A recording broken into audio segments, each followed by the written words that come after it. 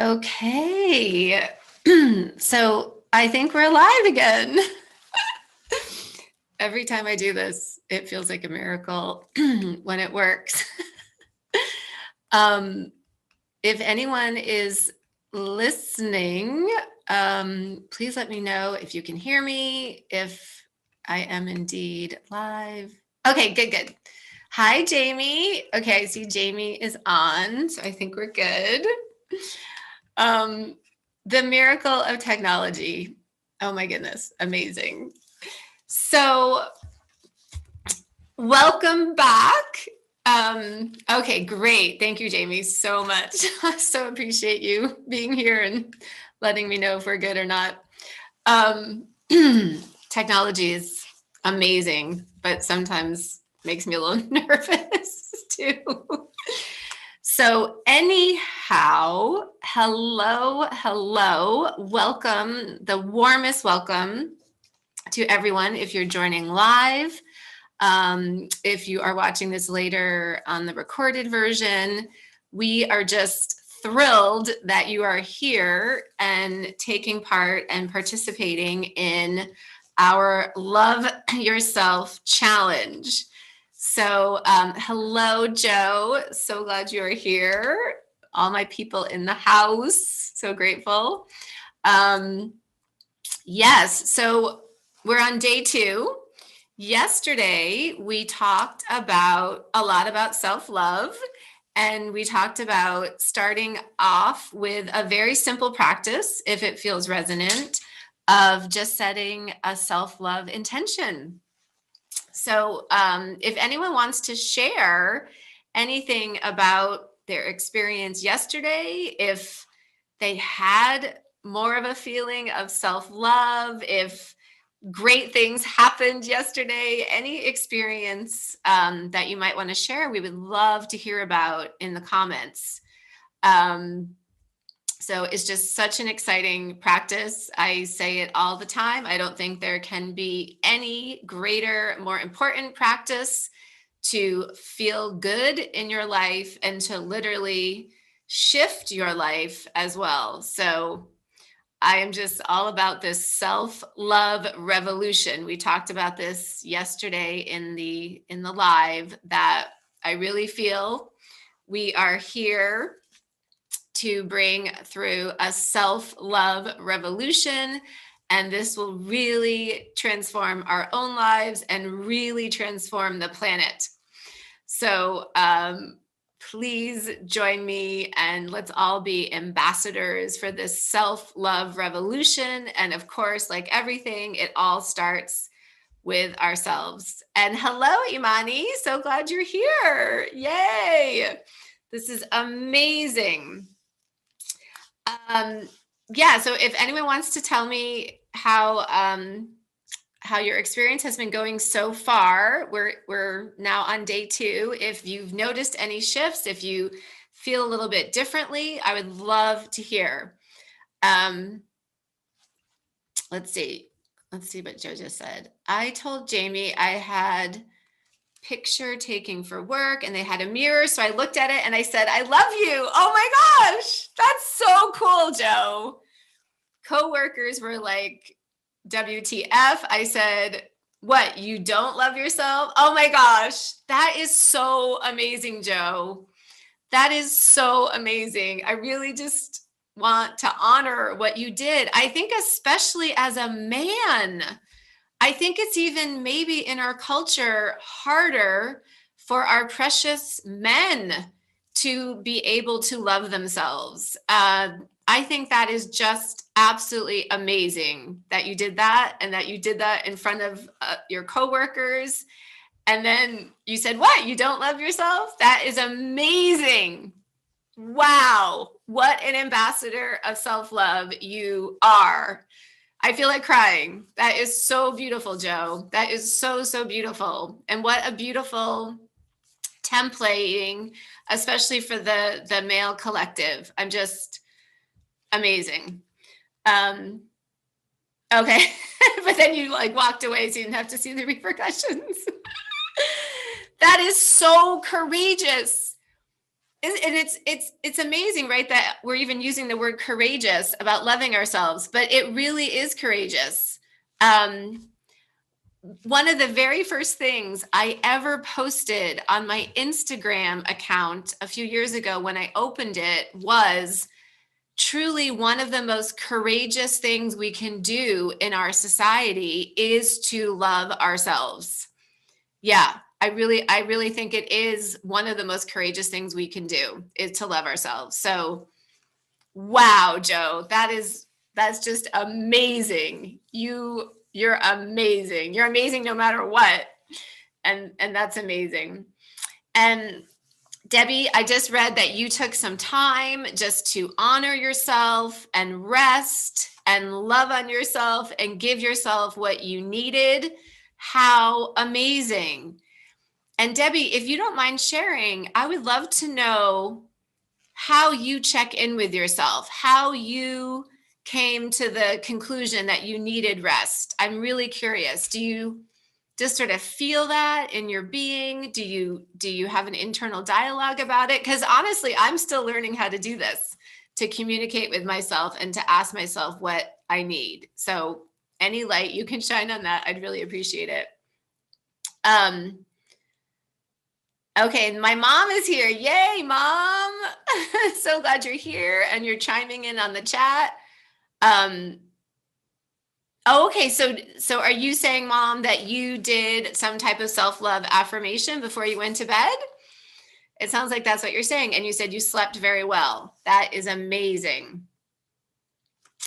So, wow. Look at all of us loving on ourselves. I'm trying to think about my exact experience yesterday. Yeah, I am there for myself. I am really honoring my feelings. I am super present with myself. And I'm just loving talking about self-love. That's really all I want to talk about, self-love. And I was really touched by a lot of people who commented on the live from yesterday and who had watched it on the recording, and they wrote in some comments. And one of the women who watched it, I think it was Diane, she said something so beautiful that it almost brought me to tears. She said, every morning I tell myself I am there for you. Wow. Wow. I am there for you. Brings tears to my eyes again. I am there for you. I am there for you. For us to be there for ourselves isn't this life-changing? Isn't this really life-changing to really be there for ourselves in the way that's very meaningful for ourselves as well? Amazing. So Imani, you're saying, I was telling Jamie that I was so unaware of how many people did not love themselves. Oh my goodness, I know, right? It's an epidemic in our society. It really is an epidemic of this lack of self-love, and really a lot of us not even realizing that this is really important, really not even knowing it's important. And then maybe not knowing how to do it or feeling not entitled to be loving to ourselves. So yes, it's so pervasive. And this is why we can be ambassadors of the self-love revolution. I want to get t-shirts. How do you all feel about that? Self-love revolution, super cool t-shirts. I would love to do that. Okay, so Debbie, you said, I just knew I had been completely overwhelmed and not sleeping much, dealing with my mom and dad's issues, their health. So I just needed a day off. And after the live yesterday, I thought, well, I need to love myself enough to give myself a day off and just rest. I love that. I like how you wrote, I just knew.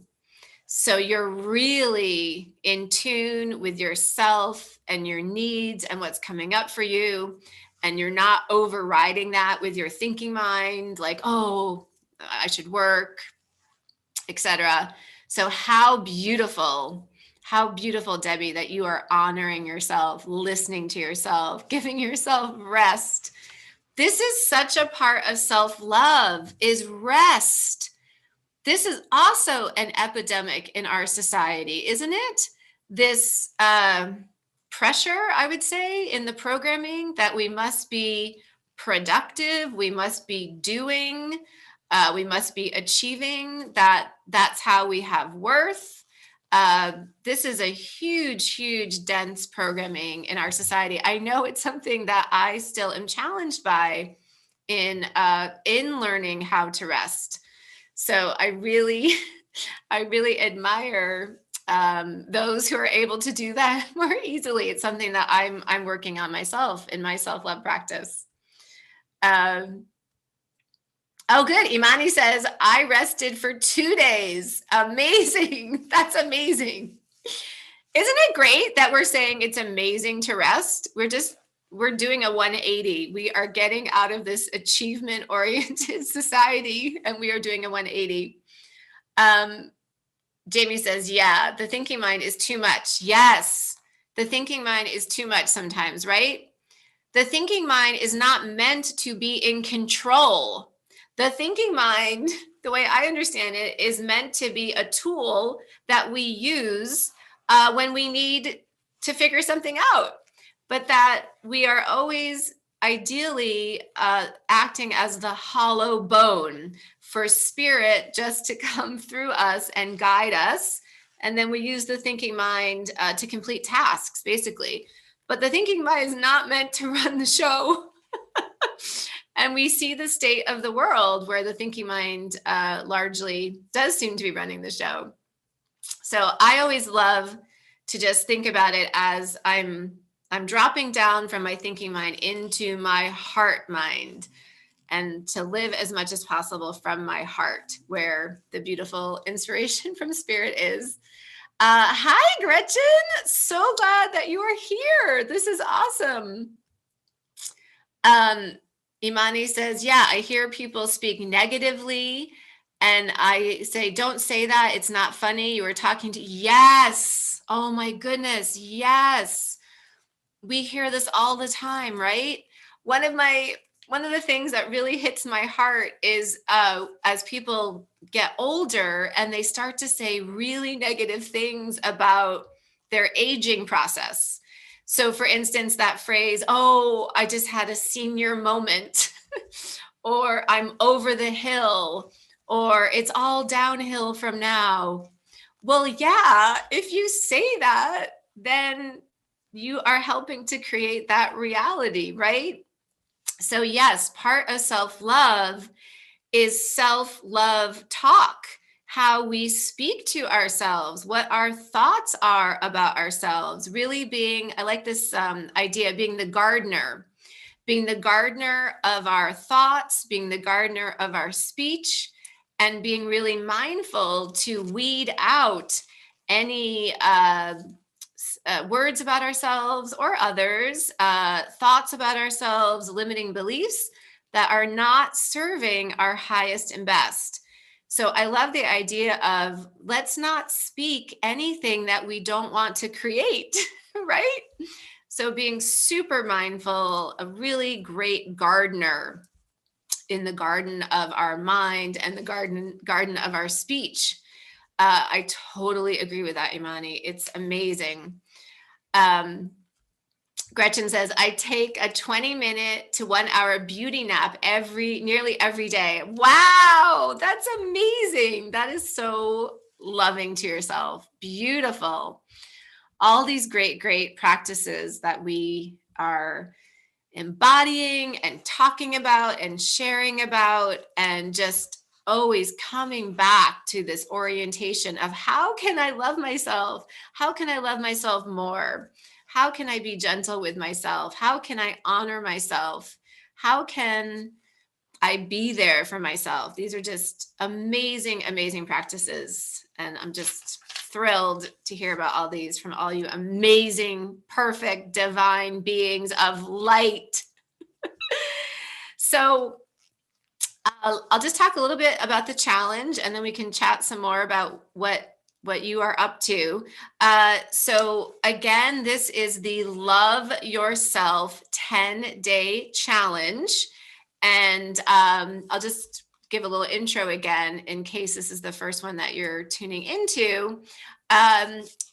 Self-love really saved my life. And that can sound dramatic, but it is the truth. I don't want to pretend it's not the truth. It is the truth. Self-love saved my life and completely transformed my life. So I feel so passionate about this. I feel it's probably my number one topic orientation that I am here to talk about, this self-love revolution. And yesterday I shared that in a very dark time of my life, about 6 years ago, this beautiful book came to me. I believe Spirit brought it to me. And the book is called Love Yourself Like Your Life Depends on It. And in this book, the author talks about his own experience of really being on his deathbed, not knowing basically what to do, how to regain his health, how to move forward with his life. And somehow it came to him to start saying, I love you to himself. And this over time completely transformed his life, including him being able to completely recover from his physical illness and go on to experience really a beautiful life with many miracles. And so it was 6 years ago that I read this beautiful book. It was 6 years ago that I really started my own self-love practice. And I just started with very simple affirmations. Just, I love myself. I love myself. And just like the author of this book, with his experience, I too, over the past 6 years, have experienced so many miracles. And I absolutely 100% believe they are a direct result of my own transformed relationship with myself. 100%. My own transformed relationship with myself, this universal law of as within, so without. As I changed my relationship with myself, as I live in more self-love, I see that reflected on the external. Just one way to think about it is we're just projecting our own inner reality, our own energetic field into our external reality. We're just, whatever is here is gonna be there. It's the same. It can be no different. Whatever is here is gonna be there. So as we all embody a deeper and deeper self-love, we are all projecting out this into our external reality, and we are going to experience more and more miracles, love, abundance, all matters of wonderful things on the external. And this is really how we transform the world, is through self-love. This is how the world will shift, continue to shift into a heaven on earth.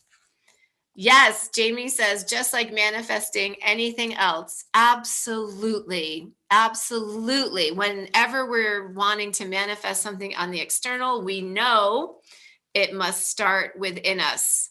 So, and self-love is just a great catch-all.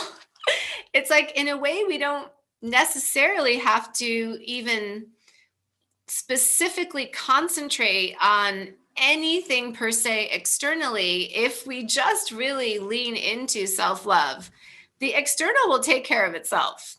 If we are really loving ourselves, honoring ourselves, embodying self-love, the external is going to be a beautiful reflection of that in every way. So I'm not saying like not to work on manifesting individual specific things, but to me, partly just to make it easy, I'm going to love on myself, and then I'm going to see my world just transformed in the most beautiful way, better than I ever even could have imagined. So it's amazeballs, right? Self-love. So yesterday we talked about the first practice, which was just simply setting a self-love intention. And today, the second practice, we've talked about this a lot already, is just self-love affirmations. And we were doing a lot of them yesterday as well. But if anyone wants to share any self-love affirmations that are really working for you, it's really fun just to play with them and to use them. And I say this all the time, but I use affirmations all day long. That is probably my number one energetic practice is affirmations. And what I do is basically when I start my day, anything that maybe is a little challenging for me, that I feel maybe a little nervous about, that I have fear about, I'll recognize that fear and then I will 180 it and turn it into a positive affirmation. So um possibly if I'm feeling sort of down about myself and maybe not worthy of love, especially, okay, I'm going to just recognize, oh, okay, I'm feeling that way. Yeah, I can feel that. I see that within me. I can feel it. I'm not feeling so great about myself. I'm not feeling worthy of love.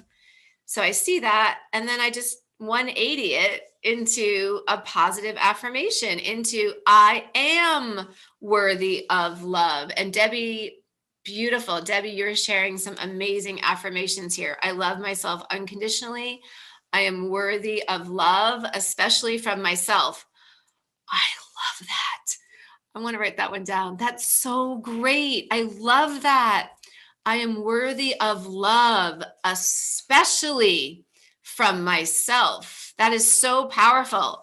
I'm just thinking that I think often when I have used that affirmation, I am worthy of love, I've often been thinking I'm worthy of love from others. But how beautiful is that? I am worthy of love, especially from myself. This whole idea of we start with ourselves. We start with ourselves. We love ourselves to begin with. And then we're so able to love others so much more easily when we love ourselves. That is so beautiful. That is so profound. I love that so much. I'm worthy of love, especially from myself. Amazing, Debbie. So amazing, so wise, so beautiful. Yeah, I just love affirmations. I love them so much. What I also do with affirmations is I will write them on sticky notes and I will put them all over my house and my car. So I'm just constantly, I would say, bombarding myself with these affirmations. I basically surround myself with the positive affirmations. And Gretchen, you have such a beautiful point here. What if we place our hands on our heart while saying these loving affirmations? Yes, I think that's so beautiful. And even if possible, at times looking in a mirror and looking into your own precious eyes and saying these affirmations, like literally saying them to yourself. So you see yourself as you're saying them. I think a lot of us enjoy the experience of eye contact with our loved ones, maybe an intimate partner, if we're saying I love you to them and we're receiving that. And how intimate and loving and precious to do the same with ourselves, to look ourselves in the eye, to touch our precious heart. I even like the idea of like holding your own hand. I was doing that somewhat recently. Just I love to hold other people's hands, of course. And then, wow, what if I just held my own hand sometimes too, if I'm alone? What would that feel like? Yeah, so all of these beautiful practices of really developing this loving relationship with ourselves. Most of us have not really been taught this. Most of us maybe haven't seen this when we go to the movies. It's almost always about two people and their relationship and them giving each other love, which is great and beautiful. But I know, at least for me, I don't think I've seen many modelings or templatings of what we're talking about. Wouldn't it be great if we made a movie, a You Are Your Own Hero movie that was about a protagonist, a woman or a man or maybe a bunch of people and their journey of self-love? Wouldn't that be cool? I know I've also heard of some really cool people having weddings where they marry themselves. And I think that's really cool. I would like to do that. What do you guys think about that? I also would like to get married to my partner too. But it'd be really cool to marry myself first. And I know there's this phrase, inner divine union, inner union. And I think, this is what we're talking about. This first and foremost, this amazing marriage commitment, sovereignty, loyalty to self. So golly, it's just amazing. It's very exciting. The self-love revolution. Another thing I was curious to maybe share today, and if anyone else wants to share on this topic or any other topic, please do. But I wrote out some really major crossroad moments for me in my life where there was a lot of programming for me to not love myself and to not follow the self-loving path, but I chose not to. And I chose to follow the self-loving path, and it changed my life. And so if it's okay, I just wanted to share a few of these crossroad moments for me, a few of these situations. And if you all have anything similar to share, I'd love to hear. I think we probably all have these moments in our lives where there really can be life-changing decisions. The first one I wanted to share was around my PhD. My dad has a PhD. He was a professor of mechanical engineering for many years. He's amazing. He was always just a real model to me. And I always grew up thinking, I want to have a PhD too. I want to be like my dad. I want to do it too. And so I always felt I wanted to get that higher education. But I got a bit sidetracked from other people's ideas about what they wanted me to do with my life. And I ended up studying subjects in college and even graduate school to a degree that were not really my passion because I let other people influence me around this. And so I found myself in, how old was I? I was at least 40 and I didn't have a career and I didn't have a PhD and I was not doing my soul's purpose. And this was really, really painful for me. And I felt very stuck. I felt very stagnant. And yeah, it was really, really, really, really painful for me. So what happened was I sat with the pain, basically. I didn't avoid it. I sat with it. And part of what happened was I connected with a friend of my spouse who was a doctor, and lovely person, and so much envy came up for me.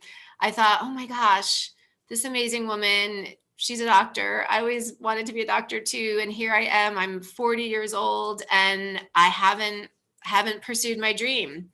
And it was super, super uncomfortable. It was so painful. But I did go there. I felt all the feelings of that. I felt all the feelings of how I was not pursuing my dream, and how painful that felt. And at the time, I was I had my children. I had 3 little kids at this point. They were all like 4 and under, I think. I think I had a 4-year-old, a 2-year-old, and a 1-year-old. And I was in a marriage that was not going well. That was really, really tricky. And at that time, I think what I was doing was I was buying clothing at like Goodwill, and then like cleaning it up and repurposing it, and then selling it to like higher end boutiques. I didn't do it that much, but I did that for a little bit. That's what I was doing. And I'm not saying there was anything wrong with that, but that was not my heart's desire at all to do that.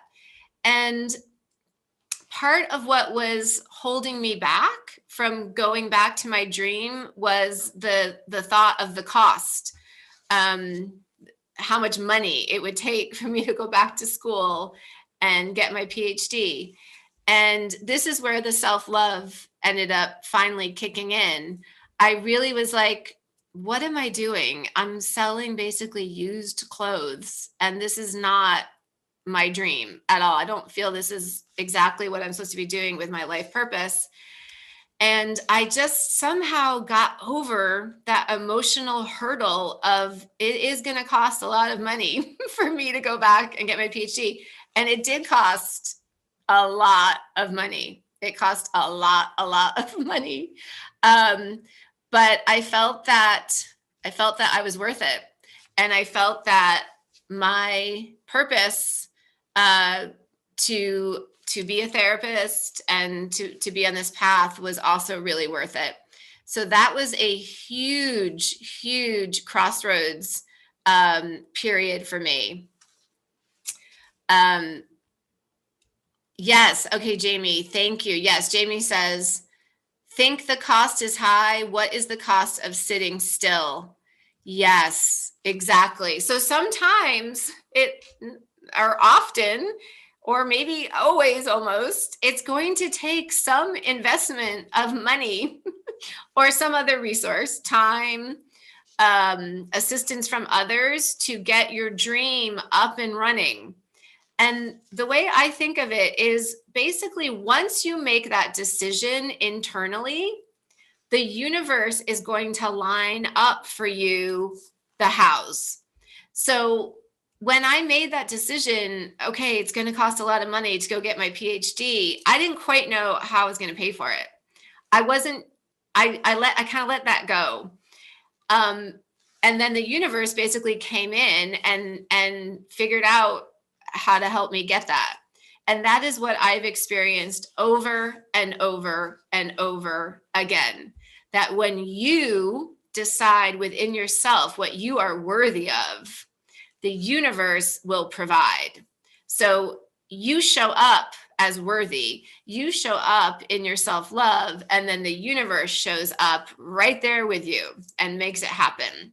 So our only task really is just to decide what we want for ourselves, is really just to decide what we want for ourselves, and then have faith that the universe will be there for you. That whole phrase, like, just jump, the parachute will unfurl. That has been my experience every time. Just jump, the parachute will unfurl by the grace of God. Imani says, this is a great crossroads story about self-worth and what you deserve, which is so profound, and I resonate with heavily.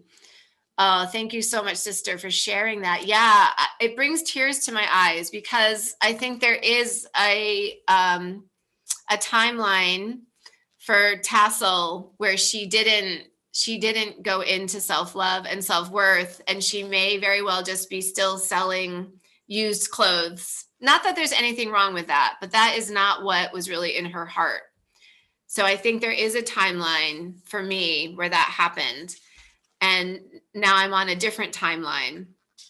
And so I just want to really emphasize, I went back to school for my PhD, I think I was 42 when I actually started my PhD program. I was 42 years old. I was, most of the other students were much younger than me. They were basically just, in their 20s or 30s. I had 3 little kids. I was a full-time mom. I was in a super difficult marriage. And so there were a lot of reasons, sort of practical thinking mind reasons why maybe this would never have happened. And what I really want to emphasize is getting my PhD and going through that whole process was such a positive experience.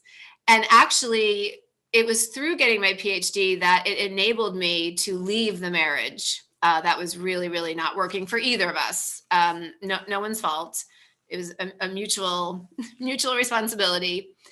But it was taking that step of self-love and privileging my dream that brought me forward in all ways. Not only did I get my PhD, but I got out of a marriage that wasn't working, and so many other amazing things have happened, including just what I'm able to do now, to talk about self-love as a doctor of psychotherapy, to have that credibility. So these crossroad moments, when we choose ourselves, I'm going to start to cry. When we choose ourselves, right? These are the crossroad moments. These are the crossroad moments. It is so easy, and it's a lot of the programming, to abandon ourselves, to please other people, because of fear, because of not knowing the way, the hows,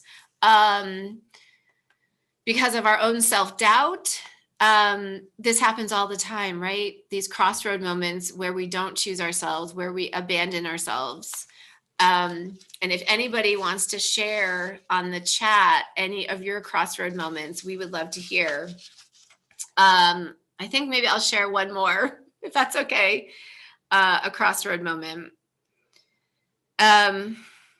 Gosh, there's so many. Oh my goodness. I want to get a juicy one. Yeah, I think I'll just share a crossroad moment about my marriage, because it was a really intense crossroad moment. And I might have chosen the other timeline. So as I said, difficult marriage, mutual responsibility. Actually, my spouse now is so dear to me, and we have an amazing relationship. And I want to do a whole kind of course on, I want to call it happily ever after, how to have the most amazing divorce relationship with your spouse, because he and I have created that. And I have a lot of war stories about how we did that. So that's another topic, but I just want to really say that we have a great relationship now, but the marriage was very troubled. And like many, many people, we were, I think, both staying together because we had children together. And who wants to leave your children? It's awful. It's very, very painful. So we were both trying to make it work. And we had moved to Tennessee to start sort of a better life from South Florida. And it was my idea to buy a 55-acre farm. No, I'm sorry, 13-acre farm. We rented a 55-acre farm, and then it was my idea to buy a 13-acre farm. And my vision was to have a retreat center and do Reiki and all that kind of fun stuff. So it was really my idea to buy this farm. This farm was not cheap. It was just about $1 million.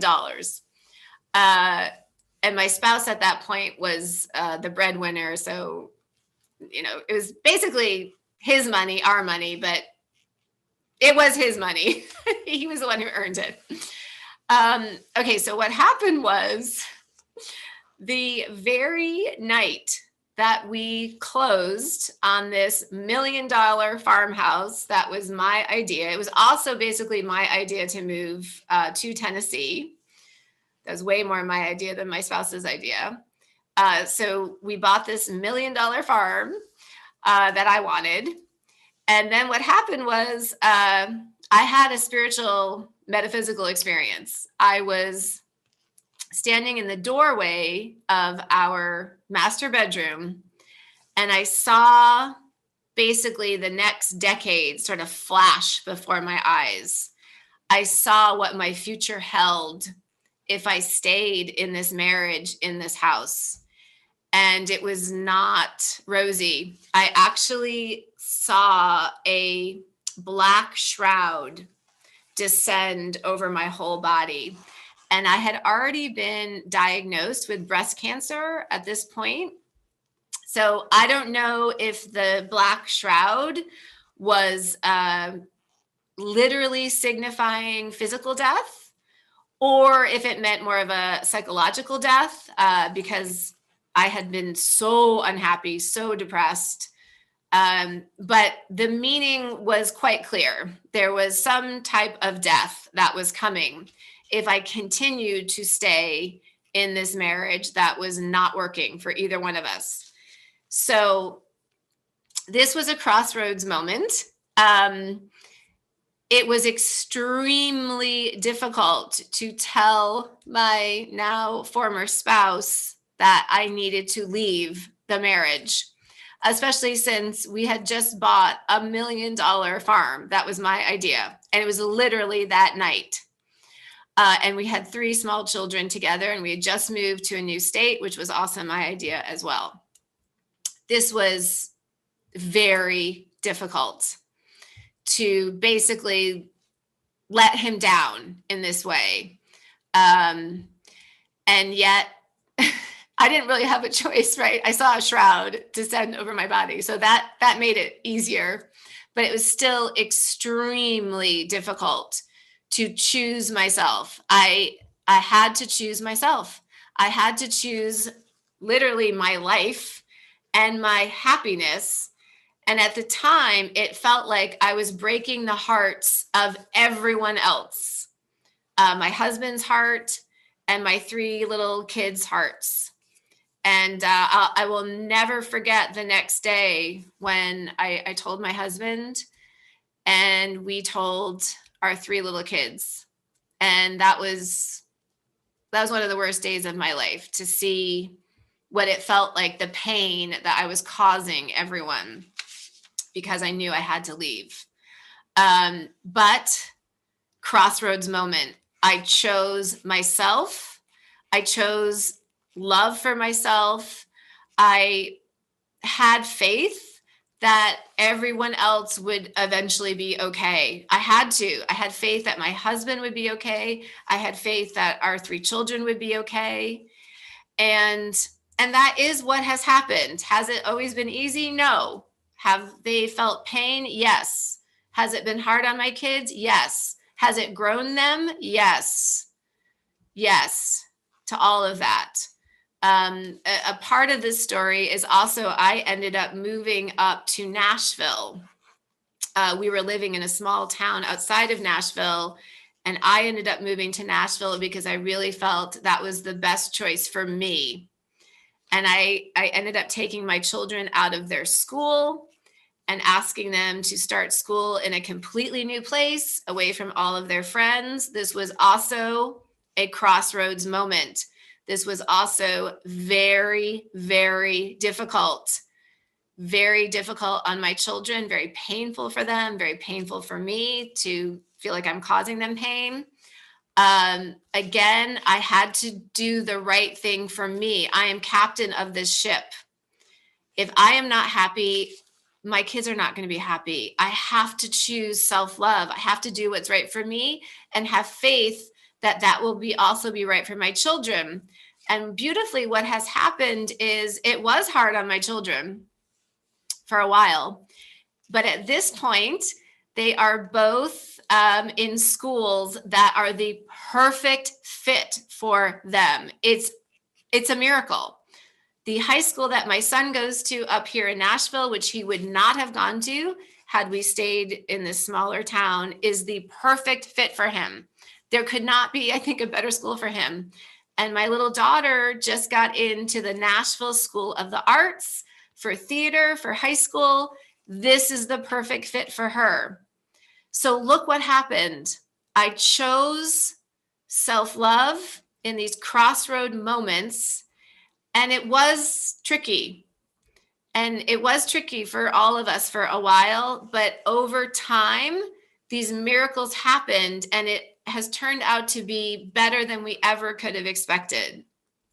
So I just want to share a few of those crossroad moments where there might be money involved. There might be feeling like you're letting down other people, your kids. Wow, that's a really tough one. It's a really, really tough one. Oh my goodness, that's the hardest, I think, where you're letting down a spouse.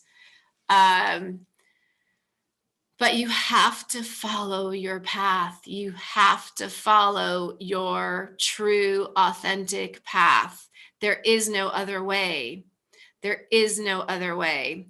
And whatever your true, authentic path is going to eventually be a blessing for everyone else. If you are making decisions in your life because you're worried about hurting other people, but you're really hurting yourself, this energetically serves no one. This does not serve anyone. Your truth and your authentic path will always ultimately be the highest and best for you and for everyone you are connected to. Even if in the short run, there is some uncomfortable feelings and some shiftings and some falling aways. Your truth, your authentic path is always, always, always the highest and best path for everyone. So, oh my goodness. Yeah, just thinking about some of these crossroad moments, it's really intense for me. The energy is still intense. What I had to do, it's still intense for me. So what we're talking about is this constant practice of honoring you, honoring your dreams, honoring what is coming up for you. And this is always eventually the highest and best path for everyone connected to you in so many ways. And just another aspect of this for my children is, although, yeah, it was really hard on them, they saw their mom practicing self-love. They saw their mom following her dreams. They saw their mom leaving something that was really not working for her. They have seen their mom time after time coming back to herself, not abandoning herself, and staying with her dreams and her purpose. And isn't this ideally what we want for our kids? What else would we want? Would we want them to not follow their dreams? Would we want them to not love themselves? So if we're choosing those things, then that is what we're teaching our kids. So we just want to always keep that in mind as well, that sometimes the short run can be uncomfortable, can be painful, but what is the overall templating, message, teaching that we are giving our kids or anyone else? This is what we want to hang on to. And then we also just can come back to the truth that we're all co-creating every single situation that we're in. We're all contracted with each other to be in these bodies, to be in these roles. So my children signed up for all of this. They signed up to be my kids and to experience these things with me. And their higher selves are in control and have their back as well. And as parents, we're really just guardians of our precious children. Their higher selves are running the show, and they have come down here to have their own experiences.